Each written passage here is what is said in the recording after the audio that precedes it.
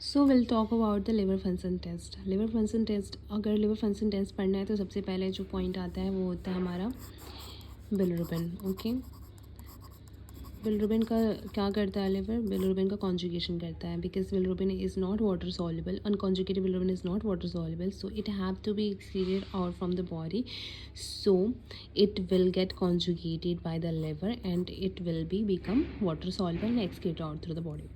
The second is the AST, AST. Third is ALT. Fourth is ALP. We'll talk about each of the points. Serum albumin and serum globulin. Okay. First, let's talk about अगर liver की disease के बारे में पता करते हैं। ठीक है, लिवर में ऐसी कौन कौन सी डिजीज़ होती हैं, किस टाइप की डिजीज़ होती हैं, हम ब्रॉडली क्लासीफाइड करते हैं 3 पार्ट में। ठीक है, first, second and third. We know that liver में have parenchyma. Okay, liver have parenchyma, so first disorder will affect the parenchyma of the liver, so it will call the hepatic parenchymal disorder. सो हमने बहुत बार पढ़ा है cirrhosis में क्या होता है? Cirrhosis में क्या होता है?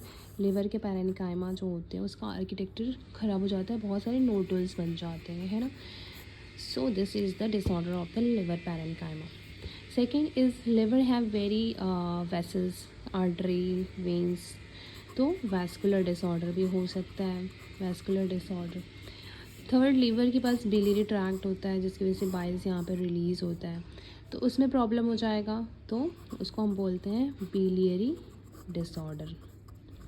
सो liver have mainly 3 type of disorder: hepatic parenchymal disorder, vascular disorder and biliary disorder. Any of the problem happen, then the function of the liver may get affected. Okay, so how the liver diseases progresses.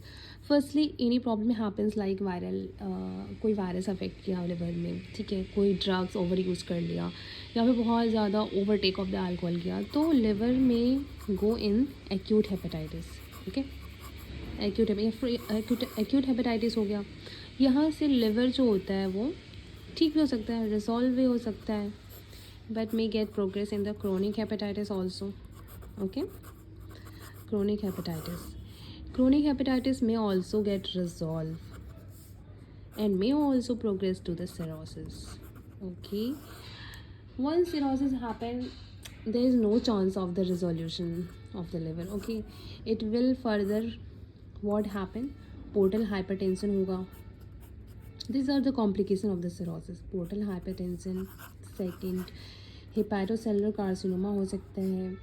Third, पूरा जो liver का function है वो fail हो गया, functional failure of the liver.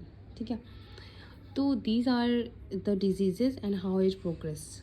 Okay, अब ये सारी चीज़ें में क्या होंगी, हमारे अगर हम टेस्ट करेंगे लिवर फंक्शन टेस्ट, तो इन सब में प्रॉब्लम्स होंगी, इन सब की वैल्यूज़ लेवल्स बड़े घटे होंगे. ठीक है, तो देखते हैं क्या होता है. सबसे पहले हम बात करते हैं बिलिरुबिन के बारे में. ठीक है, bilirubin. You guys will get bored of this word, I think. Bilirubin. Okay, bilirubin अगर इंक्रीज़ होता है, पहले तो नॉर्मल जो वैल्यू होती है बिलिरुबिन की वो हमें पता करना है कितना होता है, जिसके रेफरेंस में हम बोलेंगे कि ये बढ़ा हुआ है. ठीक है, तो जो वैल्यू होती है total 1 to 1.3 milligram per decilitre, it's the normal value of the bilirubin. It is the total bilirubin.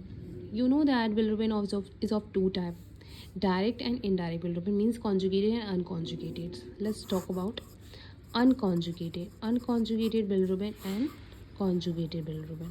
Okay, total जो वैल्यू होती है वो इतना होता है. अब इसमें से भी अनकॉन्जुगेटेड बिलिरुबिन जो होता है उसकी वैल्यू थोड़ी ज़्यादा होती है, like 0.2 to 0.9 milligram per decilitre, and where as conjugated bilirubin is 0.0 to 0.3 milligram per decilitre. Okay, अब क्या होता है अब इन बिलिरुबिन की वैल्यू जब इंक्रीज़ कर दिया बढ़ेगी, तो हो सकता है कि ये ज़्यादा हो जाए, या ये भी हो सकता है कि ये ज़्यादा हो जाए, या ये भी हो सकता है कि दोनों बढ़ जाए, ठीक है।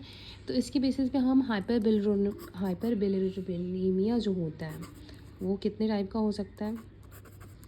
3 टाइप का, ठीक है।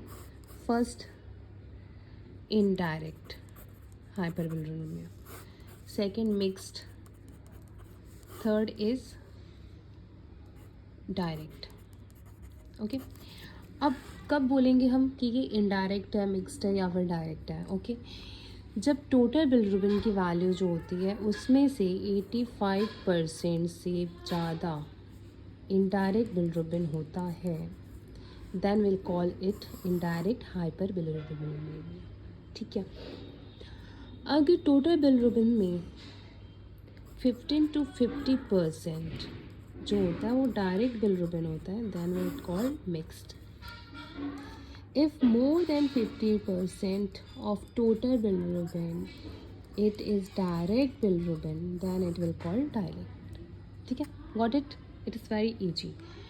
अब हम पढ़ते हैं इनडायरेक्ट जो होता है।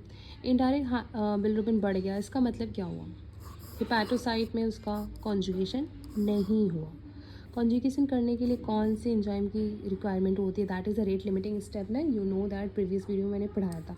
That is UDP glucuronide transferase, okay, transferase. This enzyme is responsible for the conjugation of the bilirubin, okay. If it will deficiency of this enzyme leads to the indirect hyperbilirubinemia, and the disease which affect this is Gilbert syndrome and Crigler-Najjar syndrome. These two disease will result in defect of this enzyme, deficiency of this enzyme, then it leads to the increase of the indirect hyperbilirubin, okay. या फिर ऐसा भी तो हो सकता है, मान लो यहाँ पे जो अनकॉन्जुगेटेड बिलिरुबिन है उसकी वैल्यू इतनी ज़्यादा हो कि लिवर अपना फंक्शन तो उतना ही करेगा ना जितना नॉर्मली करता है। अगर इंक्रीज़ भी करेगा तो एक ऑप्टिमम लेवल तक ही कर सकता है, उससे ज़्यादा तो नहीं बढ़ सकता। तो यहाँ पे बहुत सारा लोड बढ़ गया लिवर से पहले, मतलब अनकॉन्जुगेटेड बिलिरुबिन है बहुत ज़्यादा बढ़ गया। कैसे बढ़ेगा? या फिर आरबीसी का डिस्ट्रक्शन बहुत ज़्यादा हो रहा हो, ठीक है। आरबीसी बहुत ज़्यादा लाइज कर रही होती है, यहाँ से हीमोग्लोबिन बहुत ज़्यादा रिलीज़ होगा, हीमोग्लोबिन रिलीज़ होगा तो हीम भी बहुत ज़्यादा रिलीज़ होगा, हीम बहुत ज़्यादा रिलीज़ होगा तो बिलिरुबिन भी बहुत ज़्यादा बनेगा, अनकॉन्जुगेटेड बिलिरुबिन बहुत ज़्यादा बनेगा। अगर इसका ये टोटल अनकॉन्जुगेटेड बिलिरुबिन कॉन्जुगेट नहीं हो पाया तो ऑब्वियसली इसका अमाउंट बढ़ जाएगा, इसका अमाउंट बढ़ जाएगा तो it will called indirect hyperbilirubinemia, ठीक है। तो ये कैसे हुआ? दूसरा कंडीशन क्या है? एक्स्ट्रावैस्कुलर hemolysis, एक्स्ट्रावैस्कुलर hemolysis, okay. Second is this. Third क्या होता है कि ऐसे 2 ड्रग है जो याद कर लेना, रिफाम्पसिन जो होता है और ये होता है probenecid. These drug also responsible for this indirect hyperbilirubinemia, ठीक है। 3 causes I have written here. First this syndrome जिसकी वजह से ये एंजाइम की डेफिशिएंसी हो जाती है और ये कॉन्जुगेशन नहीं हो पाता है। सेकेंड, एक्स्ट्रावैस्कुलर हेमोलाइसिस बहुत ज़्यादा हो गया। या फिर third is this drugs rifampicin and probenecid, okay.